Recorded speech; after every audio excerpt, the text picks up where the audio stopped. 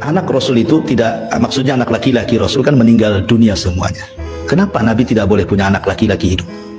Ya, ada beberapa alasan. Karena kenapa Qasim meninggal di usia 2 tahun?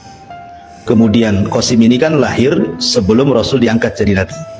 Dan itu anak pertama. Ya, di usia 2 tahun dia meninggal. Kemudian setelah meninggal Rasul langsung punya 4 anak sekaligus, semua perempuan berturut-turut. Ya, Zainab lahir, habis itu Ruqayyah lahir, Ummu Kulsum lahir, Fatimah lahir. Nah, kemudian habis itu punya anak laki-laki lagi setelah diutus jadi Nabi. Namanya Abdullah. Makanya oleh Rasul kemudian dijuluki At-Tayyib atau At-Tahir. Ya, orang baik karena diutus setelah jadi Nabi kan. Tapi sayang, belum genap 2 tahun disusui, meninggal. Sedih Khadijah. Sebab itulah kemudian Rasul sedih, makanya kemudian Khadijah mengambil anak angkat namanya Zaid ibn Harithah untuk mengobati Rasul juga kan. Karena anak laki-lakinya meninggal semua. Maka dicarikan budak namanya Zaid ibn Harithah, diangkatlah jadi anak angkat sebagai ganti daripada putra-putra beliau yang meninggal gitu ya. Kemudian di akhir hidup Rasul Allah takdirkan punya anak lagi, tapi bukan dari Khadijah. Khadijah sudah meninggal kan itu ya. Ini kan sudah hijrah dan itu di akhir-akhir kehidupan beliau dari Maria budaknya yang dihadiahi oleh Muqawqis Raja Mesir kepada Nabi namanya Maria Qibtiyah. Digauli Rasul punya anak namanya Ibrahim. Baru setahun 6 bulan meninggal juga Ibrahim. Pertanyaannya, kenapa anak-anak laki-laki Nabi harus meninggal semua? Kata para ulama, sebab kebiasaan para Nabi itu, kalau punya anak hidup sampai besar pasti akan mewarisi para jadi Nabi. Pasti jadi pewaris Nabi.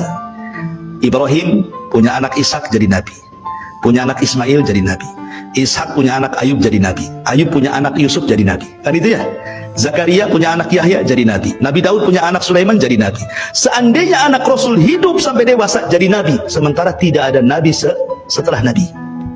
Rasul yang mengatakan la Nabi ya ba'di, tidak ada Nabi sepeninggalku. Dan Allah mengatakan khataman nabiyyin, penutup para Nabi. Kalau Nabi sudah ditutup Rasul, berarti tidak akan diwarisi. Makanya tidak ada yang hidup anak-anaknya. Karena kenabian itu dari jalur laki-laki. Ya, Hasan dan Husain ini dari jalur perempuan kan, Fatimah. Makanya tidak jadi Nabi. Karena kenabian itu dari jalur laki-laki semuanya.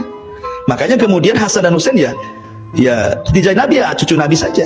Kemudian alasan yang kedua, kata para ulama, kalau seandainya anak Nabi ada yang sampai dewasa gitu, maka akan terjadi pengkultusan. Ya kan?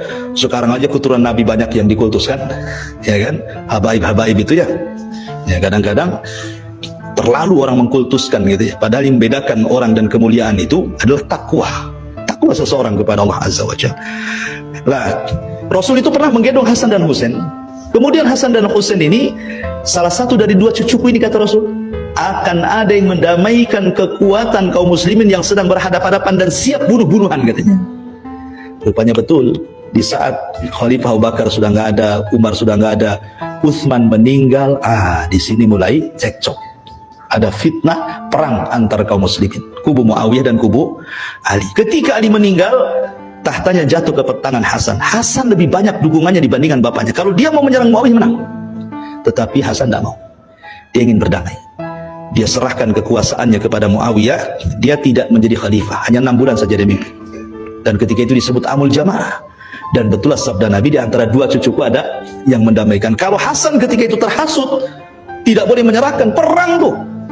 Bisa bunuh-bunuhan tuh. Hasan udah banyak orang-orang Kufah dukung kan dibandingkan di masa itu. Tetapi Hasan tidak mau, sudah tahu ini akan banyak korban. Sudahlah, akhirnya persis seperti sabda Rasul, khilafah kenabian itu 30. Tetapi di sini walaupun Muawiyah dianggap pemberontak, tetapi kita tidak bisa mencela Muawiyah karena Muawiyah sahabat Nabi. Muawiyah penulis wahyu Nabi. Dia melakukan seperti itu karena ijtihad. Seorang mujtahid apabila berijtihad salah tetap dapat pahala. Ya, kalau kita betul saja salah, apalagi salah kan gitu ya. Karena kita bukan seorang mujtahid. Ya, jangan coba-coba beristihad. Ya. Kenabian itu 30 tahun. Ditutup dengan 6 bulan, kekhilafan Hasan genap 30 tahun. Setelah itu tidak ada khilafah nubuah, yang ada mulkun wa rahmah. Kerajaan tetapi diliputi rahmat. Nah, raja pertama inilah Muawiyah bin Abi Sufyan. Sampai kapan? Sampai tumbangnya, sampai mulkun wa rahmah itu, sampai mulai dari Muawiyah bin Abi Sufyan sampai runtuhnya Turki Utsmani.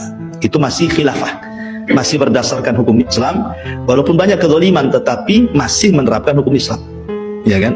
Baru setelah khilafahnya Utsman baru sudah kekuasaannya sudah banyak kedoliman, diktator dan begitu seterusnya, dan nanti di akhir zaman lah khilafah nubuah itu akan muncul ketika munculnya Imam Mahdi. Tapi yang jelas bahwa di sini Rasul mengatakan kepada dua cucunya ini menjadi sebuah kenyataan, dan ini mujizat. Ya, mujizat yang Allah Subhanahu wa taala berikan kepada Nabi sallallahu alaihi wasallam.